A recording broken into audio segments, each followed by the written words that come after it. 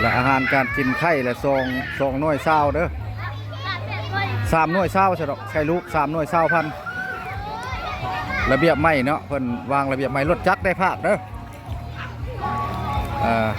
แต่ยังมาก็มาได้น้ำยังหลายอยู่พี่เนาะ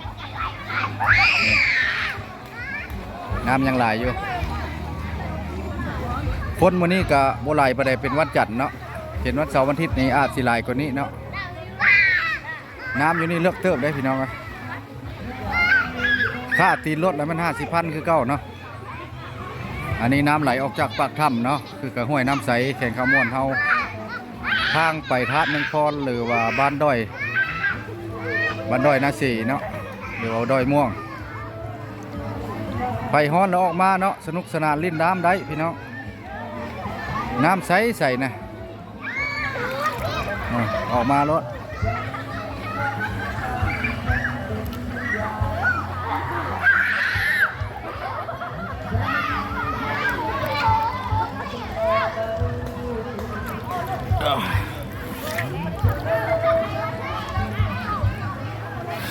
โอ้เย็นอีหลีพี่น้องปีนี้ก็หามา2 เทื่อแต่ว่าน้ำประมาณเดือน11 12น้ำมดแล้วก็ถือว่าปิดในตำนานเนาะแต่ละปีแล้วมันน้ำออกมาจากปากถ้ำแล้วมันเย็นพี่น้อง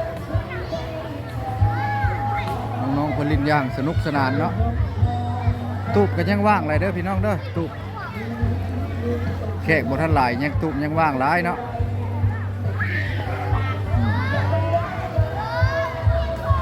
ตูบยังว่างหลายพี่น้อง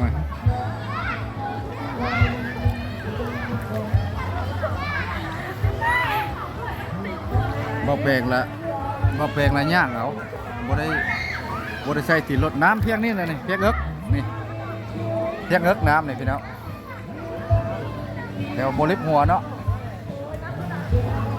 บริบหัว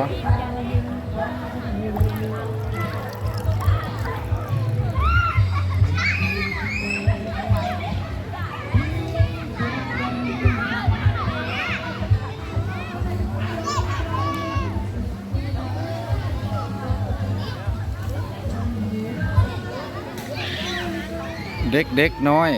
ผู้ปกครองเนาะอยากมาลิ้นน้ำพ่อแม่กับพามาลิ้นเนาะตูบ70,000พี่น้องเพราะว่าเด็กน้อยกับน้ำอันนี้คือห้วยน้ำใสแข่งข้ามม่วนพี่น้องเนาะบ่แปลงกับมาเป็นมื้อที่2ปีนี้2 เทื่อนี่แหละห้วยน้ำใสตอนนี้กำลัง12 โมงเนาะตัวนี้ห้ามเด็กเข้ามาใกล้เนาะย่านมันพัดเข้าไปท่อนี่เนาะพี่น้องเนาะอันนี้ทางไปบ้านนาเสเนาะทางไปท่านบางพรคนกำลังมาพี่น้องภาครถจักรก็มีไข่ลูกแม่3 หน่วยเศร้าอาหารมีตุก70,000น้ำเย็นดีพี่น้องน้ำเย็นดีบางคนว่าน้ำนี่แห้งมันบ่ทันได้แห้งท่านผู้ชมเนาะแต่ว่าฝนตกมามันก็ออกมาจากปากถ้ำตลอดเนาะตัวนี้จะเป็นทางเข้ามาบรรยากาศเย็นดีพี่น้องแข่งข้าวม่วนเฮามาแวะมาเที่ยวมาชมกันได้เนาะสร้างบรรยากาศใหม่ๆพี่น้องเนาะบรรยากาศดีหลายพี่น้องเด็กๆนี่มากเลยลิ้นน้ำนี่เนาะโอ้บรรยากาศหลายเย็นหลายพี่น้องอากาศห้วยน้ำใสกระซับนี่แหละคนกำลังเริ่มมาเนาะผู้ปกครองพาเด็กออกมาลิ้นน้ำหลังจากฝนตกมาหลายวันแล้วบางจุดกับน้ำท่วมเนาะหน้าเข้าก็ตายหมดแต่ว่าห้วยน้ำใสนี่ก็บ่ได้ท่วมคือเก่าคนมักมาลิ้นอันนี้มันบ่อนลิ้นบ่อนเที่ยวเนาะหนทางนี่ก็ใกล้สิลงมาแล้วเนาะน้ำเสาะหลายเพราะว่าน้ำเย็นเนาะออกมาสัมผัสตัวจริงเนาะพี่น้องเนาะเพราะว่าเอามานี่ก็เลยได้อดถ่ายบ่ได้ก็เลยได้ถ่ายบรรยากาศวิวให้เบิ่งให้ชมเนาะคือแข่งขมวนบางคนก็ตั้งแข่งกับมาอยู่เนาะเห็นแข่งบริคำไซเลย สวรรณเขตก็มาได้เพิ่นมานครหลวงเมืองจันทน์นี่บ่ทันได้เห็นเนาะเมื่อวานนี้เพิ่นว่ามาอยู่ลิ้นแต่ว่าน้ำนี่อาจสิหนาวมาแล้วมันลงแล้วสัมผัสตัวจริงเนี่ยมันหนาวเย็นเด้อน้ำเย็นแห้งแต่เด็กน้อยนี่บ่ฮู้หนาวแล้วเขาลิ้นตลอดเนาะผู้ใหญ่ก็มากับครอบกับครัวก็ได้อยู่ในตู้พัน70,000เนาะคืออาหารการกินมาระเบียบวางออกใหม่เนาะพี่น้องพอระเบียบวางออกใหม่แล้วแม่นถ้าเอาอาหารการกินมาแล้วแม่นเพิ่นเก็บเนาะเอาเครื่องดื่มหรือว่านั้นเขาได้มาซื้อเอาที่เขาประมูลแล้วเนาะพี่น้องเนาะ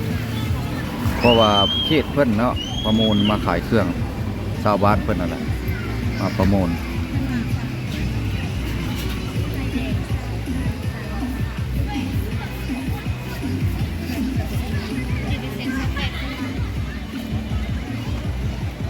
กลับบ้าน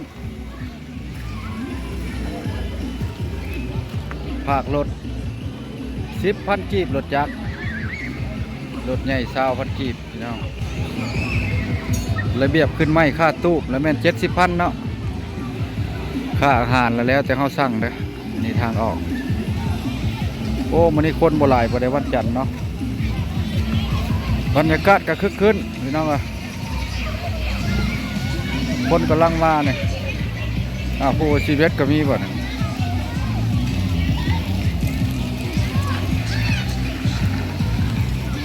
ตูบยังว่างหลายเด้อพี่น้องแต่คำมวนเนี่ยห้วยน้ำใสนี่ก็บรรยากาศฮ้อนออกมาลินน้ำในก็มี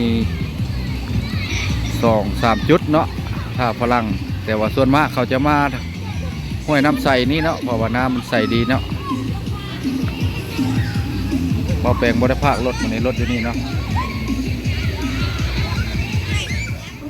มาแปลงลูกอาบน้ำคนฮ้อนหลายละพี่น้อง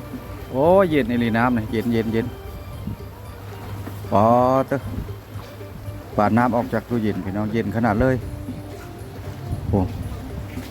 ฮอดหนาวแล้วมาแล้วซื้อเสื้อกันหนาวมานำเด้อพี่น้องเด้อผู้ใดมาแล้วเอาเสื้อกันหนาวมาโลดมันเย็นขนาดเลยเนี่ยเย็นแล้วก็น้ำไหลออกจากท่อนี่แห้งในน้ำในทางแต่ว่าเพิ่นห้ามบ่ให้เด็กๆหาน้าลอยท่อออกจากท่อมาพิป่านนั้นบางคนยังดื้อได้หาได้ลอยออกมาเขาก็ติดไฟไว้อยู่ทางเทิงพี่เนาะตัวนี้บรรยากาศทางระหว่างห้านไก่เครื่องตัวเทิงเนี่ยอาหารตำมะฮุ่งกับคกหนึ่ง50,000เนาะบ่แพงปานใดระเบียบวางออกใหม่แหละเอาเครื่องดื่มเครื่องหยังมาเนี่ยก็ได้เสียค่าได้ภาครถนี่ยังถึกอยู่รถจักรนะ10,000 กีบรถใหญ่ในคันหนึ่ง20,000จัดไว้เป็นระเบียบเนาะแต่ละปีบ่ได้เก็บปีนี้ได้เพิ่นเก็บอันนี้เป็นทางออกไปทางท่านมังกรบรรยากาศกระซ้ำนี่แหละเนาะห้วยน้ำใสเฮาแต่คำม่วนเนี่ยอันนี้บริเวณทางออกมาจากเมืองท่าแขกคนมื้อนี้ก็หลายอยู่เริ่มมาแล้วมันฮ้อนเนาะฝนตกลิ้น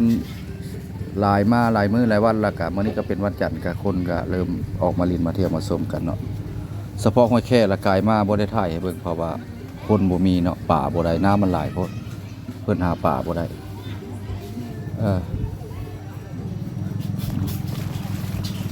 คลิปนี้กับพอซ้ำนี้แหละเนาะพี่น้องเนาะห้วยน้ำใสนี่แค่ขมอนเฮาบางคนก็อยากเบิ่งปีนี้ก็2 เทื่อเราค่อยมาถ่ายอันนี้เพิ่นบ่ให้ลงเด้อไปตัวนี้เพิ่นยันน้ำพัดเข้าไปให้เพิ่นตัดไว้อยู่นะติดป้ายไว้อยู่นะเพิ่นบ่ให้เด็กน้อยมาใกล้ผู้ใหญ่นี่ก็คือกันนั่นแหละบ่ใกล้แล้วเนาะไปก่อนหมดสุขุสุคนคลิปนี้ก็ได้ขอลาอำลาพระเจ้าหมดสุขุสุคนพี่น้อง